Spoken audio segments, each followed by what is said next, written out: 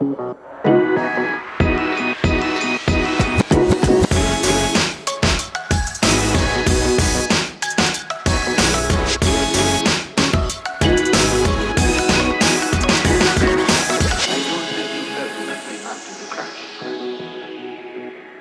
you been unleashed? Unleashed.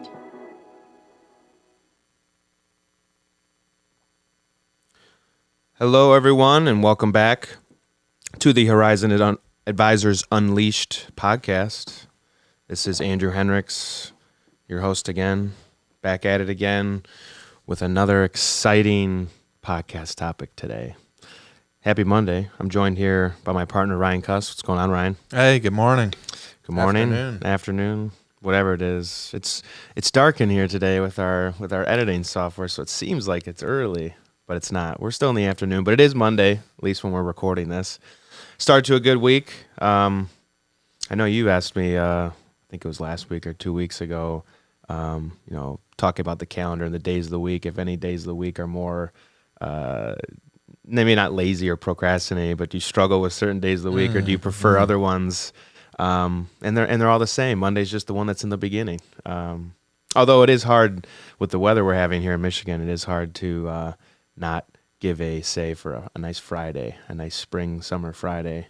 Those are enjoyable too. But they're always good. But they're all the days of the week, and we're here again, ready to talk about some fun stuff. So, obviously over the course of the history of this podcast, we have preached a lot of different financial topics, good rules of thumb, good disciplined characteristics, checklist items, those sort of things to kind of take care of with your finances. But we wanted to spend today, you might hear some similarities in some things we've said in the past, but we really wanted to hone in on more of kind of like a guide or how you could take control over your financial situation, in the next 90 days, let's call it, right? Let's actually put a timeline on it. Let's put a time frame to it and stay disciplined to that. And, how could we take, a lot of the themes that we've discussed in the past and kind of set that boundary so that you can stay disciplined and maybe take control, because at the end of the day, it's very important, as we've said before, to understand, not just control your finances, but to understand them, because that does give you the ability and the freedom to make confident decisions when you understand it. You might have control but don't fully understand. You might understand but not have fully control. So we're kind of trying to find that sweet spot and, again, provide that time frame if you want to stay disciplined and you want to take control. This year, here's a guide to do it, and we'll kind of label some of those checkpoints. I know that cash flow, right? We've talked about that so many times. That's going to be a big piece of it too, because ultimately that is what makes or breaks your personal financial situation. Before we get started on this, one thing I will say to that is, I always give the example, or I always give the allusion to buying a business, right? If you look at yourself, first and foremost, if you look at yourself as a business, just hypothetically, just in the beginning, it's not always fun to look at yourself as an item or as a business, but if you just, bear with me for a second and you think about it that way, your personal financial wealth, your situation ultimately is like a business, right? You have money coming in, you have money going out, you might have debt, you might have assets, you're leveraging debt maybe to buy assets or buy something, right? All these criteria, you have insurances, you have risk management, all these things, right? Go down a rabbit hole. Directly relate to also running a business, right? All those things are also how business managers and CEOs and everything manage a business, and how you handle that appropriately determines the success. And a huge statement or financial analytical numbers, whatever way you want to look at it, is the cash flow statement of a business. Not necessarily the income statement. They're closely related, but not the same thing, but the cash flow statement. And when you look at a business and you look at people who are managing businesses, buying businesses, merging, acquisition, all these things, the cash flow is a huge determining factor of the health of the business. You can ask anybody that deals with those transactions and they'll agree. So if you just look at that as a second and start to look at yourself as you go through these checklist items, as you go through this guide, kind of think of yourself as if you and your spouse or whoever you're with, your family, is a business, just from the financial point of view for now. And, again, you don't want to go down that rabbit hole I just mentioned and look at it only, because there is some emotion. There's things that are tied that are not, because businesses at the end of the day, barring some certain things where they like to give back to the community and maybe have certain messages they want to get across, at the end of the day, a business is in there to make money, right? That's what they're trying to do. You might not necessarily be wanting to try and make money. You might be working towards a goal that's more emotional or more personal, lifestyle oriented, and that's fine too. But if you at least start here, I think it kind of gives a good framework of at least getting control of those finances. Yeah, and whenever I'm setting up goals or trying to accomplish anything, I always like to set a deadline. And I think, if you set a deadline and say, hey, I want to do this within the next 90 days, I mean, that's a quarter of a year. You can get a lot done in 90 days. And if you kind of break it into sections over a little bit at a time, so you have time to really analyze and not put pressure on yourself, I think you can accomplish quite a bit. So with the word control, everybody has finances at the end of the day. They got all those things that Andrew just spoke about. Andrew, what do you think being in control, before we get into the points, what do you think being in control of your finances really means? I think a good way to phrase that would be, if a financial matter comes up, that could be an emergency, right? Trip to the hospital, something out of pocket you got to do out of the way, replace a furnace, something happens. If there is a situation where a financial decision comes to you that is unplanned, that you have already, how to answer that question, where to go to or what to do financially, because you've already proactively been planning and know what X is used for, right? What Y is used for. This bank account's used for this. This emergency fund is used for that. This investment is used for this. That's when I think about when you talk about control, right? Because when I think of the word control, if a problem arises, which it does in life, with everything in life, if a problem arises, you might not immediately have a fix. That's not control. Control is at least that you're educated enough and you're confident in your situation that your options, you can evaluate those options and then make a decision. That is what control means, in my opinion. And I believe to ladder that is, if you're in control of your finances, you're going to be more confident about your finances and more confident in life. And typically, if you're more confident in all the things you're doing, it just leads to more happiness. Yeah, I mean, what would you say? I mean, to my definition of it, I think of like controlling a car. If you're in control, you're paying attention to the road, you're paying attention to the people around you. You're going, within a reasonable speed for where the area is. So when I think of control, that's the first thing that pops into my mind is driving a car. You definitely would not want to be driving on a road full of motorists that are out of control. That wouldn't feel good. No. That would be very, very aggressive. You'd have to be, darting out of the way and doing all these erratic moves all the time because all these people are out of control around you. Yeah. So when I think of control, it's kind of like the whole car thing. If you're in control, you have where you're going, you have your hands on the steering wheel, you know all these different things that are kind of going on around you. Yeah, I mean, I think, and to conclude on that point, I can kind of combine the two, right? I guess in a good example to using the car as a metaphor here would be, that problem that I was mentioning, that how to address it. You're driving in your car, you're driving in your lane, you see there's a big pothole coming up. And you were already proactive enough. Again, you've been paying attention, you've been watching, right? You're not distracted, you're not driving distracted. You see that coming up, and you know that, you look to your right, no one's right there on your right lane, no one's to your left, right? You have the space. Maybe it makes sense to just slightly move out of the way so you don't hit your wheel and, blow a tire or something, right? And you get out of the way, right? That's being proactive. You see the problem, you know it's coming, you know how to address it. That's being in control. So I think that's a good point. And, before we get into these, topics, I would say that some people, not everybody, but some people will need professional help with these things. That's where we come into play. Sometimes it could be time, it could be lack of you caring about knowing how to do all these things. Some people just don't want to do them. They want other people to help them. Again, it might not be, you might not have the time, you might not have the experience, et cetera, to accurately address all of these, because some basic questions can be addressed, but then maybe you have a complex situation that you might need some help. So again, if going through this, if along the way this is not something you want to do, or you feel like you might need additional help due to the situation, that is where a team like us comes into play. So just keep that in mind as you listen to kind of this guide here.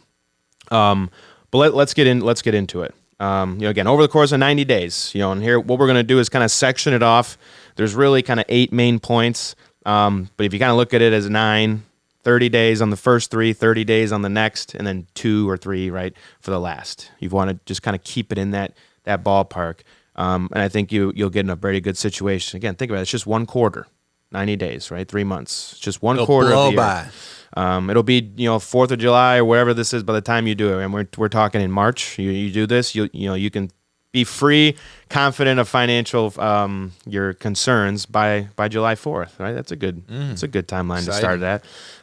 So the first one, and again, we kind of touched on it, so we might get through this one pretty quickly. But the first one would be assessing your financial landscape, or assessing your financial situation, your picture, whichever Where way. are you at now? Correct. Where are you at now?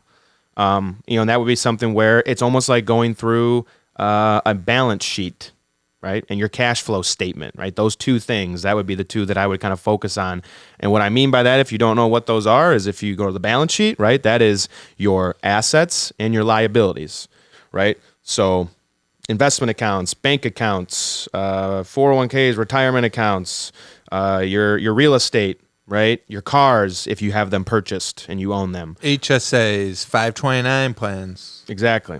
Anything that is an asset, that has value, that is important for your financial landscape, that's on the asset side. And then with those, right, sometimes come debts, right? I mentioned real estate. Maybe you have a mortgage or a home equity line. If you have a car and you bought outright, maybe it's paid off. Maybe you have a loan with the bank and you're paying it off still, right? So those assets are offset by those liabilities.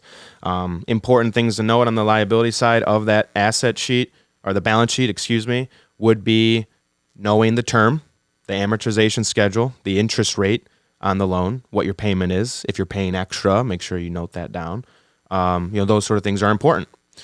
Just as much on the assets, which you'll get to. This kind of flows into the cash flow statement now, right? So those are more of the kind of, the number, use the fair market value, put those down.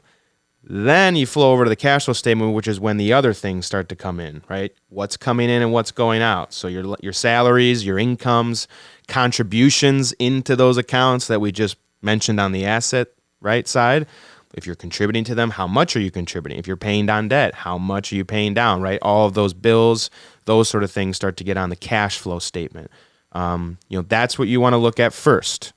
You do not have to focus, because you'll see as we get through this process, we'll get more into the expense and the budget side of things. In the beginning, it's just about having a realistic, fair expectation and numbers in these statements.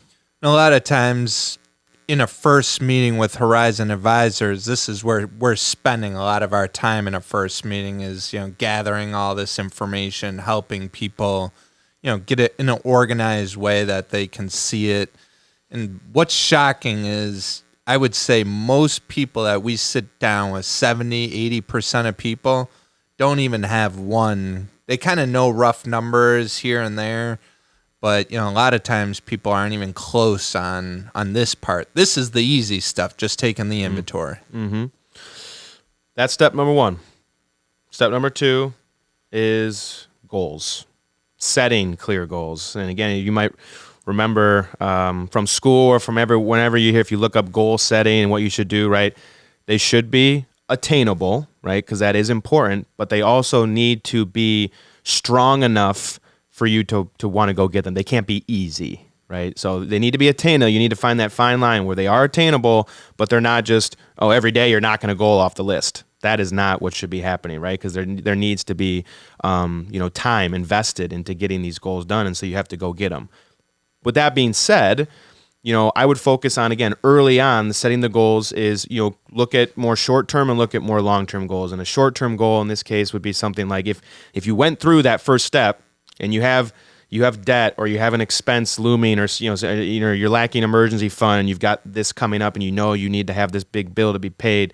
It could be something like that. If that's the case, a short-term goal might be getting the debt strategy, the debt payoff situation. That might be a shorter-term goal. That's a focus of yours right now. And then a longer-term goal might be retirement, buying a house, putting a down payment in 5 years for a house, whatever it is. It could be more longer term.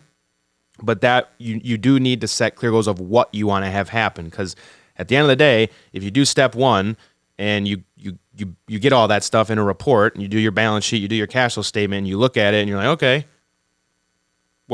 these are all great. These are numbers. Yeah, maybe it's good, maybe it's bad, maybe it's average, who knows? But only you ultimately can decipher that, because you needed to tell us or yourself what you want to have happen, right? What are your goals?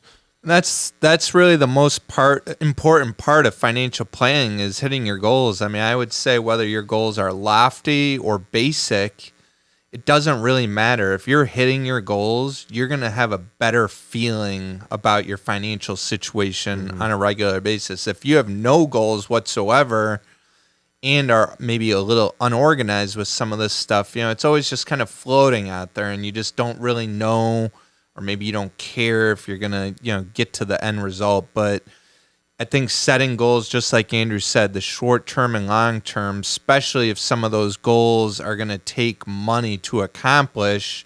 If you have short term goals that you want to get done and you don't have the money allocated for them yet, then you might have to change some other things to get to that point. So, the main thing with goals is the amount of time really you have till you're going to want to have that accomplished. Yeah, and again, the goal setting is one of the most important pieces of this whole thing we'll talk about today. Because if you don't have goals, you're just shooting at a blank target. You don't know. I mean, you could be doing something right, you could be doing something wrong. Who knows? Because ultimately, what are we judging on, right? If the goal is maximizing return and on an investment, okay, well then maybe we're looking at rate of return as that goal to benchmark, right? But if it's not that, you might not necessarily care about that right now. You're more cared about understanding your finances and getting the debt paid off and getting a budget.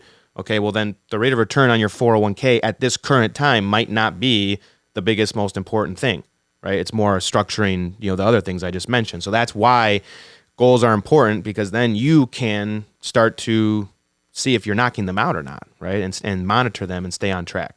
Yeah, imagine if you were saving too much money. Yeah. You look at your short-term and long-term goals, and you were saving too much money for your overall financial situation. Maybe you could live more today. That might be a goal of yours. Right? Everyone's different. That's a good point too. And that's why, I saved really for the first 30 days, right? The last one, number 3, is creating a budget. Now, the word budget is dirty word. It's Halloween time. It's scary. Nobody likes that word for some reason. I understand why, but when we say create a budget, I don't like the word either. I mean, no one really does. Let's be honest. But when we say the word budget, we are not talking about going through every little thing and start questioning what's he spending, what's she spending, all these different, that's not the intent. The intent is if a goal of yours has to do with paying off debt, saving more money, maybe saving less money and spending more now, those things, you need to have a realistic expectation and understanding of what is getting spent right now. Because normally the inflows are easier to understand. Most people, maybe they're on W-2, maybe they're salary, wage employee, right? If you're a business owner or a contractor, it might be a little bit different. But for the most part, most people have a pretty good understanding of what's going to come in. Why? Because they care about that the most, right? What's coming in? What's my paycheck? What's going on? And it's usually more fixed for the most part by nature, usually. So that's easy. But the expenses, on the other hand, besides the fixed ones, like a rent or a mortgage payment or a car payment, right? The ones that you know for sure that are, besides little adjustments to them, those ones. But the variable expenses, those are the ones that people just, a lot of the time, they don't have any wrap or have any clue. They're just, spending what they're spending as long as there's money in the bank, or, it seems to be working. You just need to have a realistic, emphasis on realistic, expectation of what those numbers are. And knowing those numbers, the budget numbers, it's going to allow you to make changes in your financial life, and it's incredibly important. Most of our clients, they want to live the same lifestyle in retirement as they did in their working years. So if you know exactly, roughly how much on an annual basis, if you have that track for a number of years pre-retirement, you say, okay, last year I spent $100,000. The year before, $95,000. The year before that, $120,000. And you take an average of that and say, okay, my average is $105,000. Then we can look at the financial plan and say, okay, if you want to live that same lifestyle in retirement, what does that look like? What does it look like? Does that make you happy? Does it not make you happy? Well, then you can make some changes based on that. And again, that comes down to cash flow at the end of the day. So first 30 days, assess the financial situation, your landscape, your picture. Set your goals, short-term, long-term. 3, create the budget. Again, it can be high level as long as you're honest and transparent with yourselves, right? You don't owe necessarily us that. If you want our help and we're helping you, we need to know. We need to know the truth to be able to help you accurately. But if you're doing it yourself, you need to be honest with yourself. Sometimes people like us can hold you accountable for that, but if you're disciplined enough, be honest with yourself, create that budget, see what's going on. That's the first 30 days. So spend 10 days on each, easily done. I don't believe really anyone, unless we're talking about huge families and big names out there, I don't think the situation is too complex where you wouldn't be able to do that in 30 days. That's the honest truth. I agree. So moving on to the next. Now 4 and 5, next 30 days, steps 4 and 5 might be able to be one or the other, or maybe a little bit of both for a person's situation, but we wanted to separate them out because they are still different. And again, it might be applicable, both might be applicable to you, but one or the other might be. So the first one kind of goes back to some of the stuff we talked about. Step number 4, which would be the start of the next 30 days, would be to tackle debt strategically. So again, this is more geared towards people who have the debt and are wanting to focus on getting that down. For the people who don't, we're going to get to you in a second.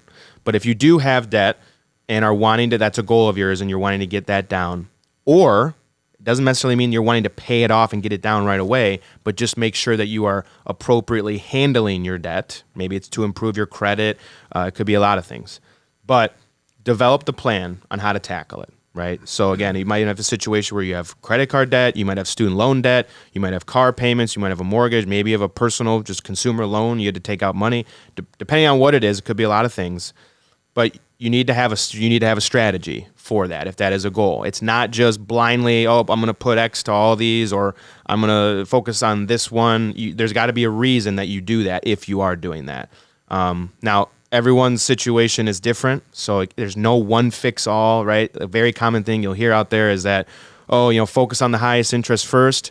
A lot of the time that is true, but that does not necessarily mean that that is the case for you. You want to have a strategy. And again, you can figure that out yourself. You can work with a team of professionals that can help you figure out that strategy, but you need to have something done to make sure that you are on track to hit your goal if debt is one of those goals. Yeah, I think with the inventory part, I think that was number 1, what are my debts? What are the interest rates? We're coming out of a period of quite a long time that interest rates were super low. So you might have a lot of good debt, low interest rate debt on the books, where you might be able to put your cash into a money market and earn more than, what you're paying in interest. So, that's exactly kind of what we take a look at, or you should take a look at is it good debt? Is it bad debt? Some of the bad debt's more the variable debt that the interest rates have climbed up on.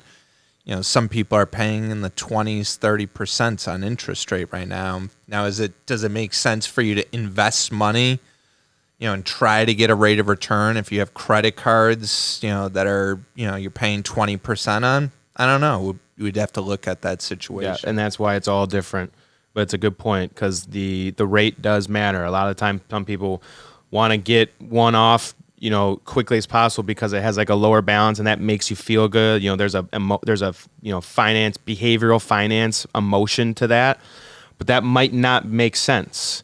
And it also depends on what the loan is. Is it tied to an asset? Is it not tied to an asset? Those sort of things matter because you do have to factor in those considerations. So, you want to have a strategy. Again, there's not always a right or a wrong, but at least if you have a plan, can it be improved? Maybe, but have a plan. That's the first and foremost. That'd be step number 4. Number 5, which is, okay, let's say you don't have debt, or your debt is in control and you have a good understanding of it and you've got a strategy. You've already done that maybe. Or you don't have it at all and you've kind of skipped to step 5.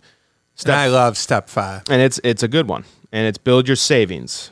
So what we mean by savings in this part of the step, right, is looking at, going back to your financial picture, looking at a couple of different things.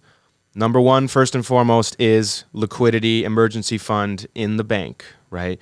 You want to make sure that you have good liquidity, a good balance of an emergency fund in the bank, liquid in case of emergencies. That is very important. Now that does look different for everybody. A common one out there is 3 to 6 months worth of non-discretionary expenses, which would be kind of like the ones you need. Your fixed bills. Fixed bills. But it also, again, everyone's situation is different. If you're single, if you're married, those things might differ. If you have kids, et cetera, et cetera. So you have to really kind of look at your cash flow to see that. But you can, again, if you have a good understanding of that cash flow statement and that budget that we talked about earlier, you'll have a pretty good understanding of, okay, if 3 to 6 months is a good number to keep liquid in the bank as an emergency fund. If you have that, start there. If not, build your savings. Get there before you start looking at the other situations, because you want to make sure that you put yourself in a good position and you don't shoot yourself in the foot if you start to look at the other things that we're going to talk about. Yeah, look at it this way. If you lost your job today and you had no more income coming in for a period of time, how long would you be able to pay your bills? Mm-hmm. It's an important piece to understand. And again, if you did the first steps that we talked about accurately and you stayed disciplined on them, you'll be able to see if maybe there was an area that we can trim expenses just because, not that we need to, but because we don't really use it. It's just an expense, whatever it is. Maybe that could go right into savings. That helps build, the cash positive flow. You can start to analyze those things, build that up. And once you get your savings in a good position, again, you can go to the next phase. And that's why when you're talking about, this cycle, you might be able to skip a step. If you're in a really good situation. Maybe you've already done the first piece and now you're here, so you can find your way along this pattern. But building your savings is very important. Liquidity is very important for any future financial decision that you will make, because that gives you the confidence to start looking at other opportunities. One of the things I've seen over the last few years, just sitting down with lots of folks, is, the bank account became the primary place to save. For whatever reason, people like to keep building that savings account. It makes them feel good. It makes them feel comfortable. And until recently, you couldn't even really get much interest on those. So taking a step back for what Andrew was saying, setting up a 3 to 6 month fund in your bank account so you have that liquidity.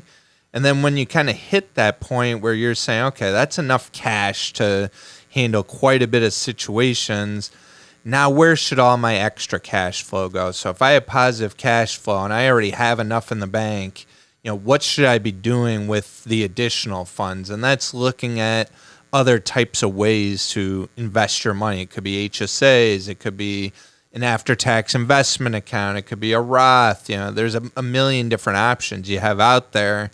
But one of the things I would recommend, now it's a little better with interest rates being higher, but not to focus all your positive savings just on the bank account. Yep, and that's where, again, it comes down to having the question of how much you should have and what you should be doing with the rest, which is ultimately step 6. So again, we're at like the 60-day mark, right?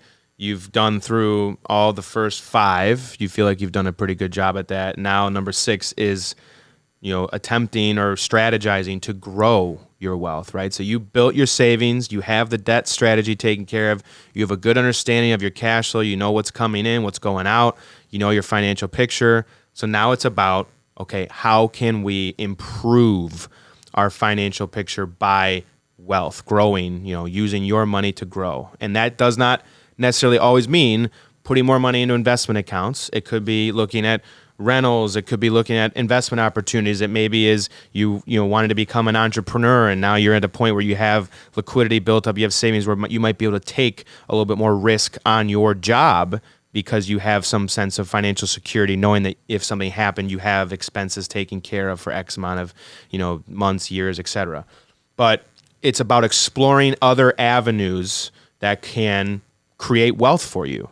And again, an easy one's saving money into investment accounts, retirement accounts, brokerage accounts, right? Things outside of the bank, looking at real estate. Maybe it's buying another house, buying a rental, things like that. You're allowed to now explore those opportunities because you've put yourself in a position where you are financially able to do so.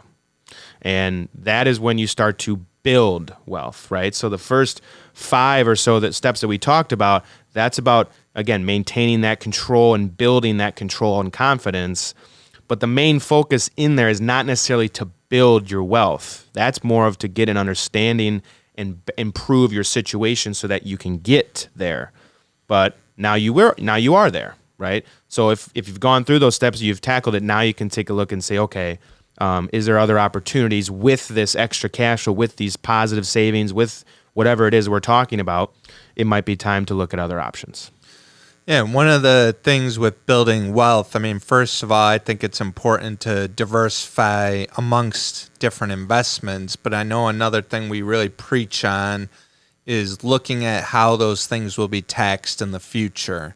So diversifying your savings from a tax standpoint also, we believe will lead you to more flexibility in retirement. If you take all your positive cash flow and just want tax benefit today and you just fill up your 401k, that's great. It's going to feel better today because your tax liability will be lower. But, if that's the biggest chunk of your money in retirement and the only accounts you have to access will, be all pre-tax, it's not going to give you a lot of options from a tax standpoint. You just pull the money out of the IRA, pay taxes on it, and it is what it is. That can affect other parts of your retirement also. And I think that's part of that, the phase that we're in at this step is looking at those options, implementing them, and then monitoring them, and looking at all the options you have out there as alternatives, because there is a lot.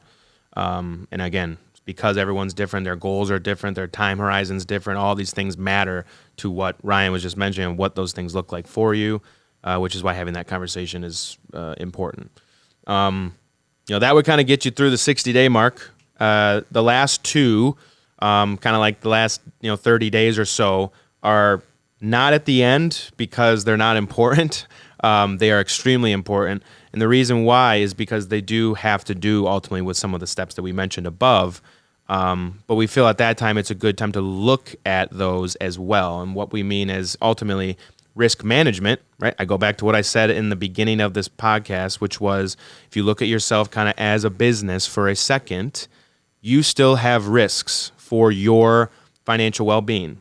And when I say risks, I don't just mean with investments, you have the risk associated with that. That's not what I mean. I mean necessarily the fact of, okay, maybe you are the main income source for the family. Maybe you're the one that really keeps the lights on at the end of the day because the money you're making is coming into the family. That's what's bringing in. Okay, what if something happened to you? Because unfortunately, that is something you have to consider. And I'm not just talking about life insurance, meaning if you were not here, it could also be if you unfortunately become disabled and you are still here physically, but maybe you are mentally incapacitated or you're physically disabled and your job was more physical oriented and now you can't do that physical work that you were doing. Those things are very important. If you're older and you're looking at maybe a potential risk for retirement, looking at long-term care, looking at your health insurance, right? Those things are extremely important, and that's why you do need to look at those as well. You need to protect what you've built. So if you've done all the 6 steps before, number 7 is protection. Protect your finances. Make sure that you're safeguarded for some of these risks. Some people might not have the same risks as others, but you need to take a look at those and see if you're lacking in one of those areas. It could also just be your home insurance, your home and auto. You might be underinsured. Maybe you bought a new house or, things have changed and your coverage isn't where it needs to be. umbrella policies, right? There's a lot of things that are in that space that you need to look at that might be important for you to consider given your financial situation. So now is a good time to, once you've gotten there, you feel like you've done the other steps, let's take a look at how we can safeguard this. Yeah, the final safeguard for protecting your finances I would just throw in is, let's say you're in a situation that all your finances are great. You have the different insurances you need in place. It'd be the final step, which would be kind of estate planning, so that if something were to happen to you, either you die or you don't have the capacity, that you have people that can step in and take control, or that your assets go to the right place at the right time. Very important part of protecting the finances. Certainly, estate planning would definitely be involved in this, and it's extremely important, like Ryan said. Even if it's just powers of attorney and getting those activated for your spouse or your loved one in case something were to happen. And very important documents. Not everybody needs a trust or going through all the extensive estate planning process you might, given your situation. It might just need a will or powers of attorneys in place. Again, beneficiaries. Everyone's situation is different. An attorney needs to be involved to help get that done. But at least having that conversation and thinking about and exploring that option is definitely something that's very important to be involved in that safeguarding piece. And then number 8, the final step, which is really for the remainder of the 90 days that's left, the last 10, 15, 20 days or so, and then also kind of into the future is, we call it staying accountable, but ultimately it's like monitoring, right? It's staying disciplined, but it's also monitoring your plan.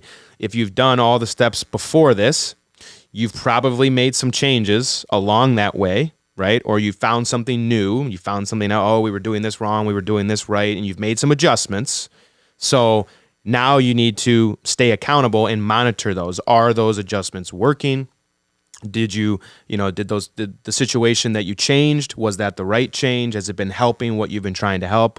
Those sort of things you need to, implement those changes, right? Which was kind of the earlier steps, but then you need to monitor them and stay accountable, because if you don't do that, you will deter off the path, just like maybe the path you were on before you started this whole progress or process, because you have to make sure that you're staying on the right road and you're staying accountable, because these are non-static changes. This is not like, you just changed something and then it's done forever and this change is going to nail it for the rest of our future.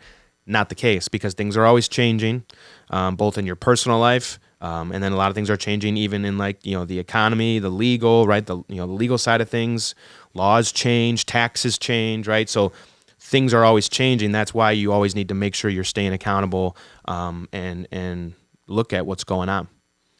Yeah, I think the goals are probably another one of the big moving parts. People change their mind on what their goals are. I can't tell you how many times over the last couple of years, we get a call from one of our clients and, hey, just bought a house in Florida or just bought a house here. And, it is great and, everything's fine normally, but it's making sure that, if you're making these bigger decisions or goal changes that, that's going to work in your plan. And that's part of accountability, is being transparent, being proactive about those types of things, to make sure that you're in line for what you want to accomplish. Yeah, it always makes sense to look at, right? Implement, but then monitor. It always makes sense to monitor. You might think that a situation makes sense. Now you might be gaining confidence financially. You might be feeling better about your situation. You have a good understanding, and those are all good things, and we want that to happen. But you still want to just review if there's a big change, even if you feel you have the assets, you have the knowledge to do it. Again, that's great.